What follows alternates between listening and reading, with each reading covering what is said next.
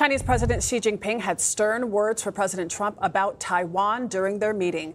According to a Chinese Foreign Ministry spokesperson, Xi stressed that the Taiwan question is the most important issue in China-U.S. relations. And he warned of potential clashes and even conflicts if the issue isn't handled properly.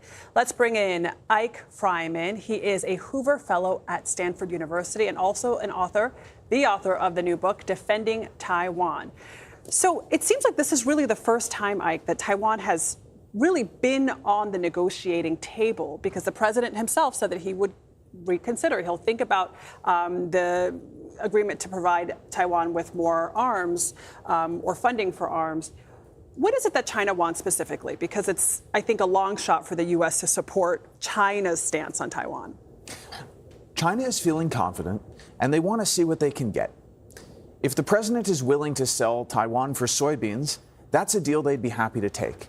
But Xi Jinping will settle for a mood in which it seems like Trump is considering selling out Taiwan, because that plays into his primary strategy, which is undermining the morale of the people of Taiwan so they elect a more pro-Beijing leader next time. So what is it's been written about, you've written about it in your book, that Xi Jinping is obsessed with Taiwan. What is the obsession with this tiny island? I understand its economic significance, but why is it so important for him to reunify Taiwan with China? For the United States, it's easy to tell a story that Taiwan matters because they make the chips that power the AI revolution. But China cared about Taiwan long before that. And the reason is Taiwan is the unfinished business of the Chinese Civil War. And the question of what Taiwan is really a question of what China is. Xi Jinping thinks that he is the man who will achieve the quote-unquote reunification. He wants to be that agent of China's historical resurrection.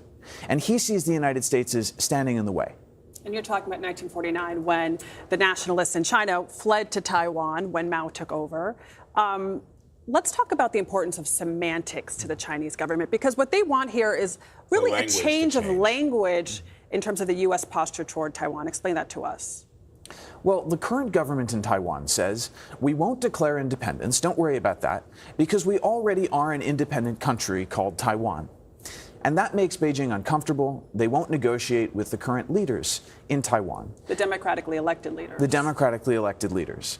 And the United States doesn't take a position on Taiwan's status. Our longstanding view is this can be resolved any which way, as long as Taipei and Beijing can agree to this without force or coercion, and in a way that's democratically acceptable to Taiwan's people. It should be up to Taiwan to choose its own fate, and we will have their back for as long as necessary so they don't have to take a deal in front of the barrel of a gun. But the U.S. carefully says that we do not oppose Taiwanese independence. What does Beijing want us to say instead?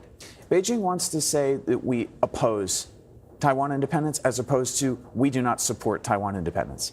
And this is a language game. It has absolutely no substantive significance, and I have no idea what the president will say. Either way, the substance of the U.S. longstanding one China policy hasn't changed and almost certainly is not going to change.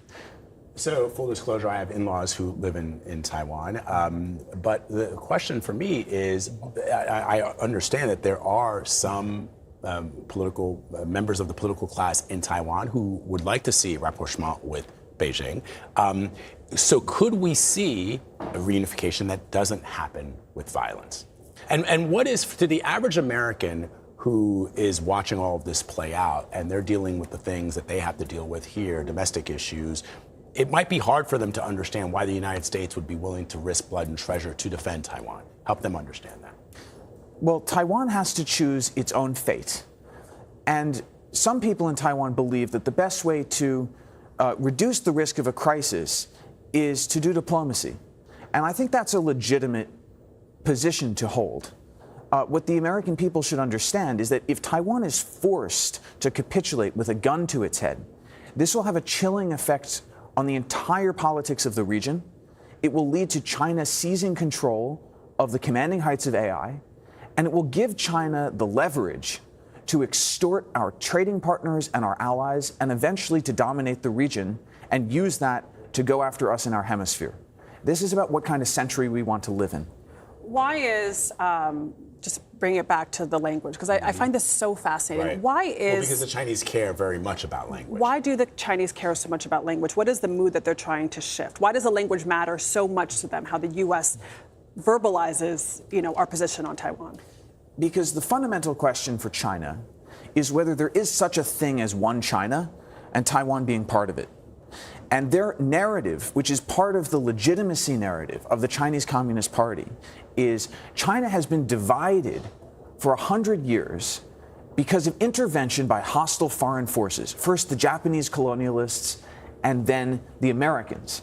And if Xi Jinping can be the guy who brings Taiwan into the fold, then he has written his own way into the history books alongside China's greatest emperors. And he's proven that the Chinese Communist Party is the legitimate and the only legitimate regime that can be in charge of China. So much is going to unfold, and very interesting that the Chinese were very clear about what Xi Jinping said about Taiwan to President Trump, and then we didn't hear a peep from the White House on that front.